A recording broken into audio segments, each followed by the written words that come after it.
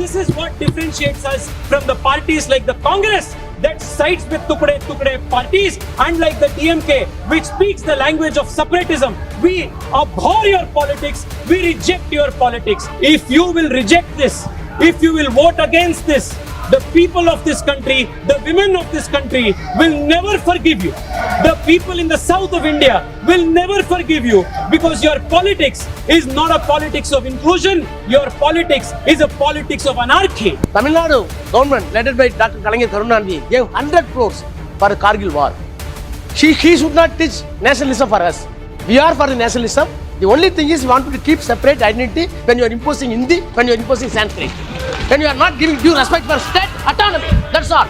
Correct your record. MK Stalin has put out a video. In that he has said that if the central government is not going to take the bills back, then we will remind them of 1950s and 1960s. What does he mean by that? 1950s and 1960s. Even if there was an ounce of injustice to the south of India, I as a proud Kannadiga would have been the first to oppose such kind of a proposal. Attention that the opposition parties and a few regional parties in the south, led by the DMK, why are they doing so much noise? And why the tears that they are shedding is nothing but crocodile tears? Yes. Speaker sir, I thank heavens that in 2026, when the country is doing delimitation, Narendra Modi ji is in power and Bharatiya Janata Party led government will do the delimitation. Because if you remember the way the Congress party, the UPA, divided the two undivided Andhra Pradesh into AP and Telangana, it was done the partition of AP and Telangana was done in a worse fashion than the British did the partition of India and Pakistan. This is the kind of legacy they have, Adhyakshi. Adhyakshi, I want to conclude by bringing to your notice only one important aspect. In the last 10 years of the Narendra Modi government, the south of India has enjoyed great support, encouragement for the developmental ambitions of the south. Speaker sir, on a conservative estimate, if you compare the devolution of funds from the center to the South Indian states in the last 10 years and contrast it to the 10 years of the UPA, on an average, every single South Indian state has got not less than 250% more funds by the Narendra Modi government. The Narendra Modi government has also increased the budget for railway lines. The number of railway electrification that has taken place in the last 10 years under the Modi government in the southern states is unprecedented. Budget पे नहीं है, मैं आपको ये इतना प्यार आ रहा है ना आप लोगों को, समाजवादियों को दक्षिण भारत के बारे में, इसलिए मैं आपको बता रहा हूँ जी, इसलिए मैं आपको बता रहा हूँ सर। रेलवे बजट की बात देखिए आप, आंध्र प्रदेश में 2009 एंड 2014 के बीच में speaker sir 886 crores was what they got. Narendra Modi government has given 10,000 crores. This is just one incident. Number of metros to the southern states has increased. Electrification has increased. Number of rails has increased. Number of airports has increased. The total devolution of funds to the South Indian states has increased.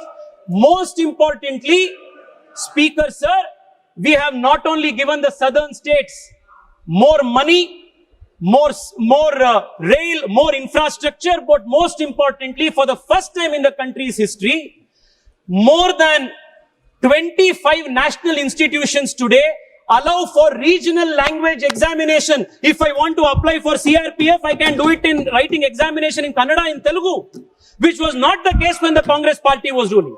We have respected language, we have provided more development, and today Narendra Modi is also providing more seats and more proportion allotment to the southern Indian state by protecting the South's voice in the total parliament, the floor of the house.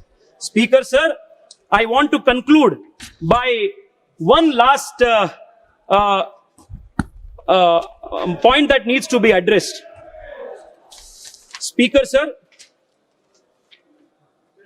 the argument that has been repeatedly made is that the argument that is repeatedly made is that the Narendra Modi government is bringing in this proposal to somehow create a disadvantage for the southern Indian states. Nothing at all, Speaker Sir, can be farther more than truth than this particular assertion. Speaker Sir, I want to say that we come from the Bharatiya Janata Party. Bharatiya Janata Party sanskar, our culture, is not to see this nation as tukde tukde. The culture of this party is not to side with those who chant the slogan of Bharat ke tukde honge, inshallah, inshallah. This is not the culture of the Bharatiya Janata Party. The culture of the Bharatiya Janata Party is the culture of the Bharatiya Janata Party, Speaker Sir, is the culture of the Bharatiya Janata Party, Speaker Sir, is Himalayat samarabhya yavat Indu sarovaram tam deva nirmitam desham Hindustanam prachakshate. जो देश ऊपर हिमालय से नीचे भारत के इंदु सरोवर तक है, वो पूरा देश जो अखंड है, अविच्छिन्न है, वो भारत है. This is the commitment of Bharatiya Janata party. वो कन्याकुमारी हो, वो कश्मीर हो, वो कच्छ हो या कामाख्या हो, we will support for the integrity, sovereignty, unity of this country, because that is not only a constitutional mandate, but most importantly, the Bharatiya Janata Party's Karyakarta believes that it is our civilizational duty to protect this country. This is what differentiates us from the parties like the Congress that sides with tukde parties, and like the DMK, which speaks the language of separatism. We abhor your politics, we reject your politics. In conclusion, I want to say, if the UPA and the opposition today, Speaker Sir, is going to vote against these most practical, most constitutional, most inclusive proposition, then for years to come, the history of the country will remember the opposition and all of you sitting here as not only opposition to the women of the country, but also to the interests of the southern Indian states of the country. I want to emphatically say again, if you will reject this, if you will vote against this, the people of this country, the women of this country will never forgive you. The people in the south of India will never forgive you, because your politics is not a politics of inclusion. Your politics is a politics of anarchy. I really hope that you will honestly examine the merit of this proposition and also honestly examine the hollowness of your own arguments and finally vote in support of this historic bill. I once again thank Prime Minister Narendra Modi for not only giving voice, finally after 40 years, to the women of this country, but most importantly for protecting the interests of all southern states and all important small states of the country. Thank you, Prime Minister, sir. Thank you for what you have offered to the South. This is the best deal ever possible. Thank you, Speaker, sir. Shri Akhilesh Yadav.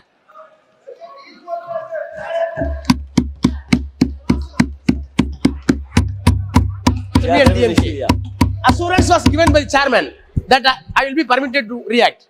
Sir, I may be permitted.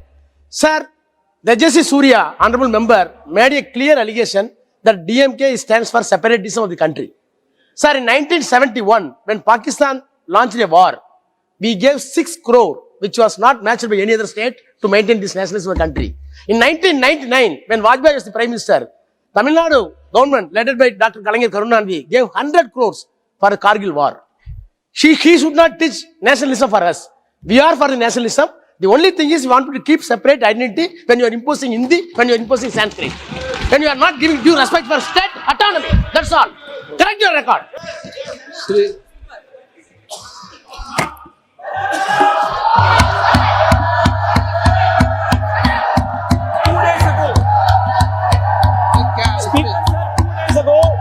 The Chief Minister of Tamil Nadu, M.K. Stalin, has put out a video.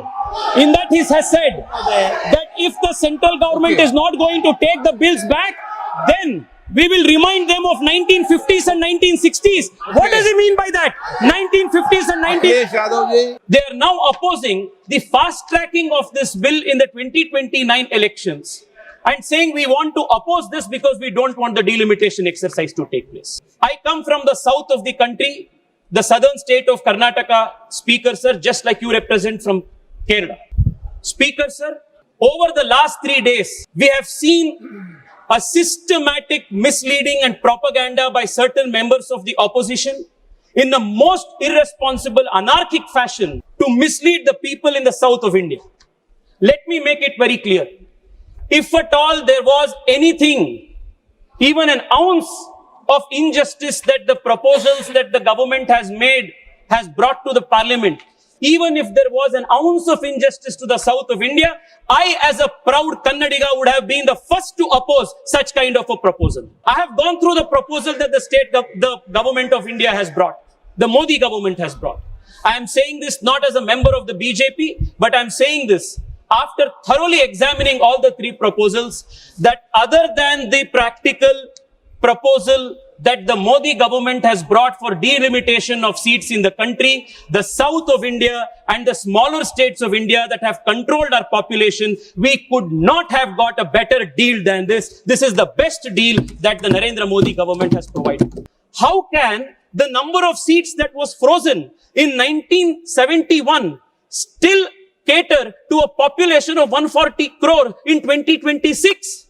For better governance, for better accountability and accessibility of elected representatives, Speaker sir, delimitation is not a mere democratic imperative. It is also a constitutional duty that finally Narendra Modi government is performing today. Speaker sir, I want to contrast this, the proposals that the Congress and the opposition is giving. The opposition says, why can't you implement women reservation as it is on the 543 seats? Why don't you freeze the number of seats? The southern states is going to lose because of the proportionate 50% increase, I will say, is not only a vacuous argument, it is an illogical argument. It is not only an unconstitutional argument, but most importantly, Speaker sir, this is a mischievous argument that comes from creating anarchy in this country by misleading the people. Speaker sir, now I would want to take a few minutes of the time allotted to me to examine the alternatives that the Congress party and the opposition has proposed.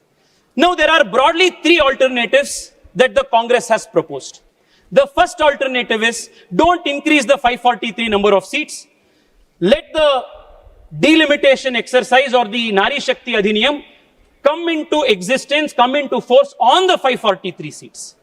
I have already explained that 1, it is constitutionally impermissible because Article 81, 82 demands the value of 1 vote, 1 value.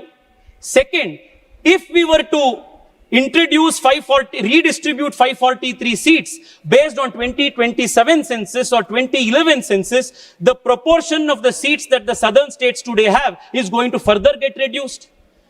Therefore, this first argument, the argument of postponing of delimitation exercise or the argument to freeze the number of seats as per 1971 absolutely holds no constitutional value and therefore must be rejected.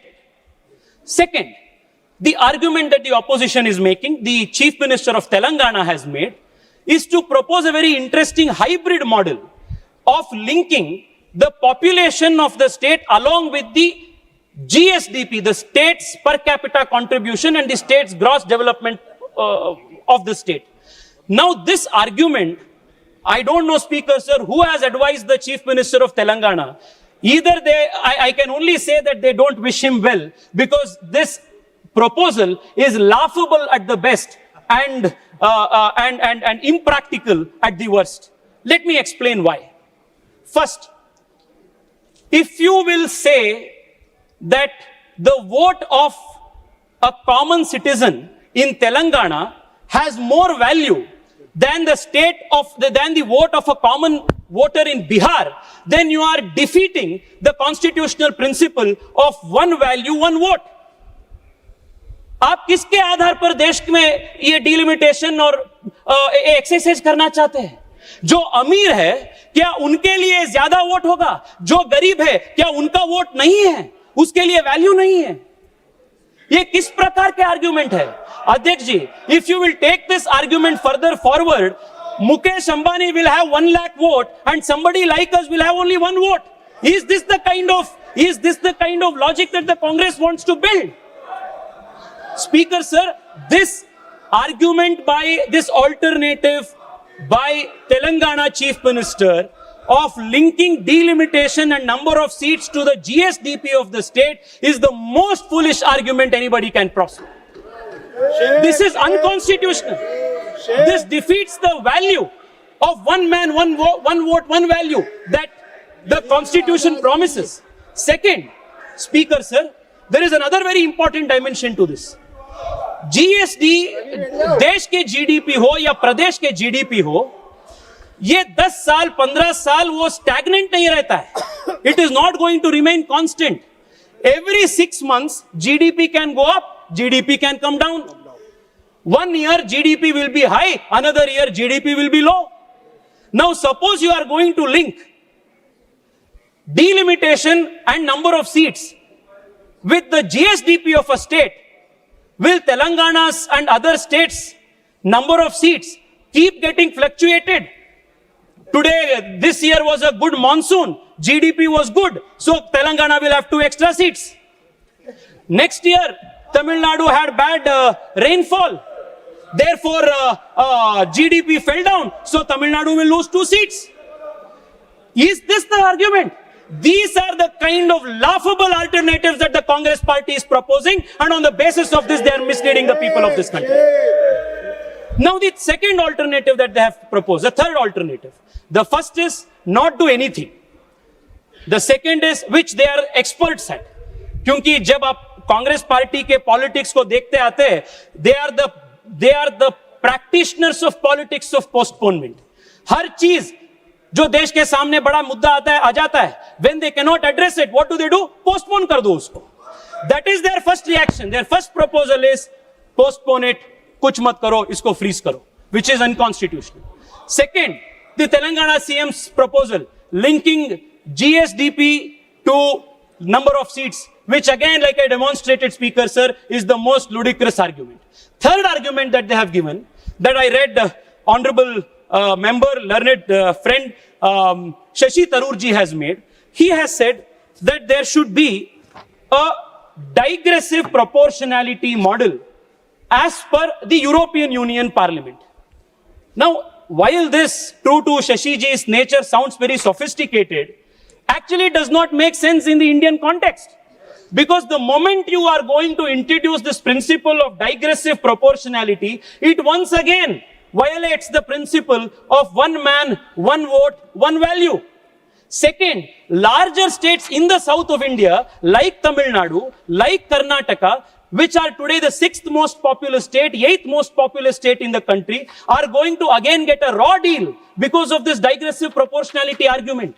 Therefore, my submission, Speaker, sir, other than this 50% equal proportionate increase to all states alternative that Narendra Modi ji has proposed, there is no alternative that serves everybody, that is gain for everybody and no loss for everybody. Therefore, the country as a whole and especially the opposition must welcome this with all responsibility. Speaker, sir, the other argument that has come in criticism of this 800 plus seat increase is that if you increase this number of seats of the Lok Sabha to 800 plus seats, then it will become an unwieldy Lok Sabha. That the Lok Sabha will be so big that you will not have healthy debates, healthy discussions. ये बहुत बड़ा ये unwieldy हो जाएगा. This is the argument that Manish Tiwari ji has advanced. Now I want to ask myself, Speaker sir, the productivity or the quality of outcome of a Lok Sabha or the body like this depends not just on the number of people, but on the quality of the debates that take place, the number of sittings that we do. In 1952, when for the first time the first parliament after the general election convened, Lok Sabha Speaker, sir, would sit on an average of 135 days in a year. In the last few years, the average sittings of Lok Sabha has gradually come down. And last term, it has come only to 55 days. Why? Because of the politics of disturbance and disruption that the opposition is doing. इसलिए the productivity कम हो रहा है. My request to you, Speaker, sir, this is something that you can do in your own remit as the Honorable Speaker. Speaker, sir, I'll conclude in 5 minutes, completing just 2 important points. Speaker, sir, when we have now increased the size of the Lok Sabha to 850, we should also proportionately increase the number of sittings of the Lok Sabha to be at least half times more than what we are now doing. Speaker, sir, you have started a great tradition by increasing the number of hours allocated to 0 hour. Many first-time speakers, first-time MPs, who till now had got no chance to speak in Parliament, they got a chance to speak because you gave more time. My request to you, Speaker, sir, is when the Parliament is going to become a 850 member body, instead of around 55 number of sittings that we do per year, if the Lok Sabha were to sit for 125 seats, or like in the case of the Japanese Diet, if we were to sit for 150 days, then every single member representing every single constituency will get more than enough time to place on the floor of the House the problems of the constituents. This is something that needs to be done.